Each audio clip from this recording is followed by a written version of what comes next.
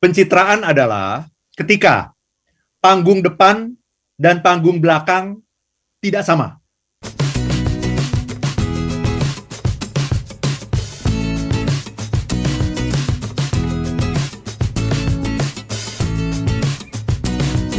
Listener dan juga sahabat yang bergabung, Anda masih ingat nggak dengan iklan yang sudah cukup lama banget gitu ya, yang kalimatnya sebenarnya sederhana tapi itu dalam banget, mungkin sampai sekarang juga sering kita ungkapkan gitu ya. Kesan pertama begitu menggoda, selanjutnya terserah Anda. Nah, kalau Anda ingat-ingat gitu ya pertemuan-pertemuan Anda dengan siapapun, first impression-nya tuh gimana sih? Apakah ada orang nggak ada, besok-besok nggak kepengen lagi ketemu sama orang yang kayak gini gitu, atau ada Anda menemukan orang-orang yang merasa bahwa kok kayaknya saya kayak udah kenal sama kamu tuh kayak udah lama banget ya, padahal baru pertama kali ngobrol loh. Ada nggak tuh pengalaman-pengalaman Anda yang kayak gitu? Tadi saya sempat bertanya kepada Pak Arfan soal, Pak, apa sih bedanya kita ingin merumuskan, kita ingin dikenang sebagai apa dalam proses tadi ya, kita ingin diingat seperti apa dengan pencitraan, Pak Arfan. Silakan, Pak. Ya, pertanyaan yang bagus sekali ini, Mbak Ola. Ya. Dan ini saya kira perlu dipahami oleh semua orang ya. Apa itu yang namanya pencitraan?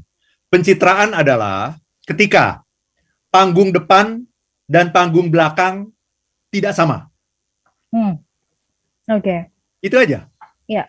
Jadi kalau saya di panggung depan dan saya di panggung belakang itu berbeda, itu namanya pencitraan. Ya, saya di panggung depan kan sebagai seorang motivator yang selalu membawa kebahagiaan, cinta kasih, kan seperti itu. Itu di panggung depan. Nah, pertanyaannya panggung belakangnya seperti itu enggak? Kalau panggung belakangnya seperti itu juga, itu namanya realita. Itu namanya kenyataan. Tapi kalau panggung belakangnya berbeda, itu namanya pencitraan. Jadi memang kita yang muncul di panggung depan ini kan memang kita yang terbaik kan, seperti itu kan.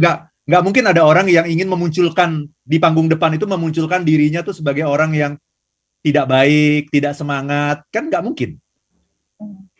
Tidak ada yang mau kan di panggung depan tuh selalu memunculkan dirinya yang terbaik. Inilah wajah saya yang terbaik, itu inilah nih gitu. Itu di panggung depan. Tapi di panggung belakang orang akan muncul dengan wajah aslinya gitu. Dengan wajah yang sejelek-jeleknya dia akan muncul. Sejahat-jahatnya dia akan muncul gitu. Jadi melihat orang itu sesungguhnya jangan dari panggung depannya. Tapi mari kita lihat dari panggung belakang. Nah, masalahnya bisa nggak kita melihat dari panggung belakang? Kan sulit. Ya, gitu ya. Nah, itulah sebabnya tadi saya mengatakan dalam hubungan antar manusia itu ada yang namanya independensi, ada yang namanya interdependensi. Ketika hubungan kita dengan orang lain itu independensi, itu orang akan sulit melihat panggung belakang kita. Karena kita ini mandiri. Ya, terhadap rekan-rekan bisnis kita. Yang namanya rekan bisnis itu kan tidak tahu keseharian kita seperti apa kan begitu. Yang namanya rekan bisnis itu kan tidak tahu Arfan Pradiansyah itu kalau lagi marah kayak apa. Kalau Arfan Pradiansyah lagi galau itu kayak apa. Kalau Ola Nurlija tuh lagi marah tuh kayak apa. Kan nggak tahu mereka. Mereka yang lihat, oh Mbak Ola yang tersenyum, Mbak Ola yang selalu ceria, kan begitu. Nah, tapi semakin ke belakang, nah ini makanya jadi lebih sulit. Ya, bagaimana kita berada di tengah tim kita di kantor. Orang-orang itu yang paling melihat kita, melihat Arfan Pradiansyah kalau lagi marah. Melihat Ola Nurlija itu kalau lagi galau itu kayak apa gitu. Kan mereka yang melihat gitu. Apalagi yang lebih belakang lagi adalah keluarga kita.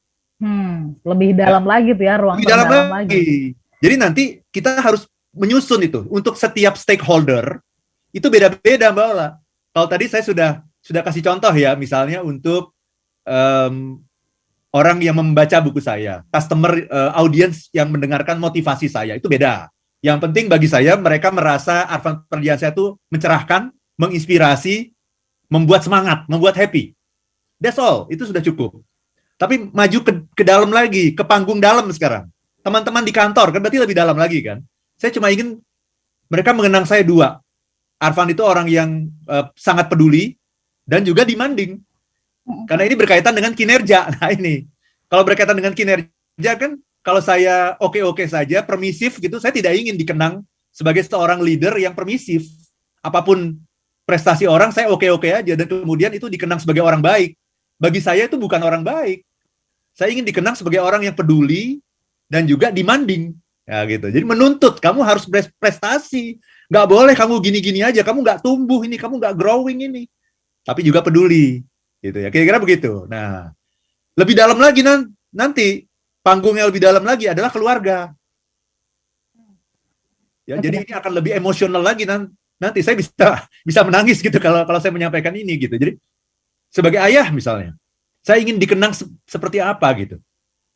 Ya, oleh anak-anak saya, oleh ketiga anak saya. Saya ingin dikenang sebagai ayah yang mencintai, membuat anak-anak itu merasa aman gitu. Ya, ayah yang selalu menyayangi gitu. Yang mencintai tanpa syarat. Itu aja. Gitu ya. Sebagai suami misalnya kepada istri saya ingin dikenal sebagai suami yang setia misalnya. Sebagai suami yang penuh cinta misalnya. Suami yang selalu mendukung gitu. Apapun yang terjadi pada istri saya selalu mendukung, selalu berada di sebelah dia gitu. Jadi ini udah lebih dalam lagi Mbak Ola. Sebagai anak yang seperti apa, sebagai menantu yang seperti apa gitu. Nah, itu kita harus rumuskan itu semuanya. Sehingga ketika kita menjalani hidup ini, rumusan itu nanti akan memimpin kita gitu. Oh, saya harus bertindak seperti ini. Katanya ingin dikenang sebagai ayah yang menyayangi. Kok marahnya kayak gini gitu. Katanya ingin dikenang sebagai atasan yang peduli. Kok perilakunya seperti ini di kantor gitu. Kok begitu ditanya sama orang-orang di kantor, nggak ada satupun orang yang mengatakan saya orang yang peduli. Misalnya begitu.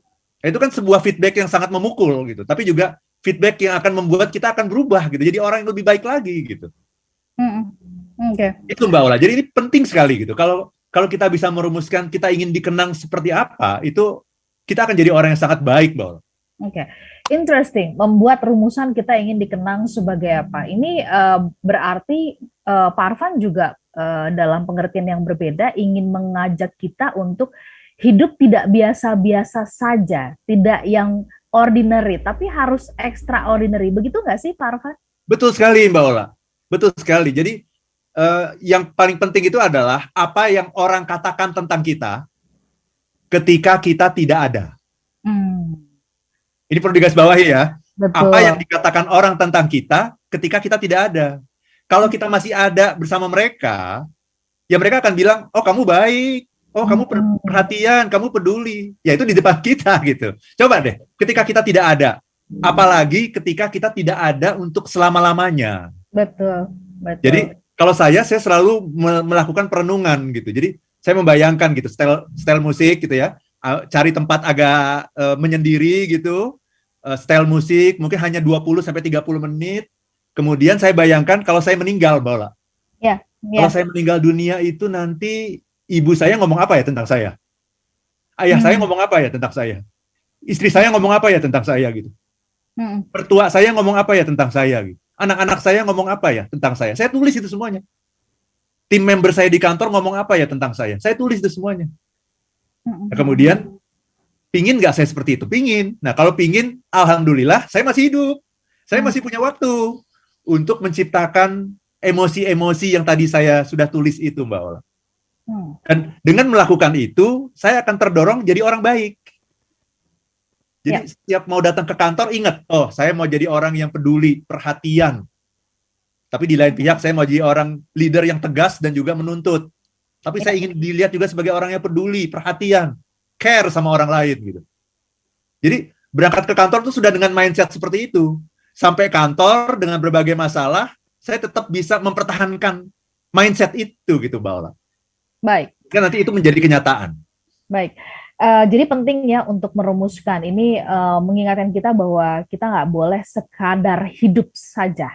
Ya, sekadar hidup saja. Pak Arfan, saya ingat ketika dalam sebuah sesi ya, Pak Arfan itu bertanya, pas waktu itu di tim saya ya, Pak Arfan bertanya, mau ngecek ini kita pakai topeng apa enggak sih? Nah, saya dengan Pak Arfan tadi mengatakan kita ingin dikenang seperti apa di keluarga, seperti apa, nanti kita bersikapnya seperti apa di luar, ketemu klien kita bersikap apa. Apakah itu tidak berarti bahwa kita kemudian menggunakan topeng-topeng yang berbeda? Ya. Nah, semestinya Pak Arfan, otentiknya kita itu harus seperti apa sih di depan semua orang? Atau memang jangan otentik ya, karena di setiap tempat, tentu ada perbedaan-perbedaan. Bagaimana saran Pak Arfan? Ya, pakai topeng atau lepas topengmu? Seperti kata Peter Pan.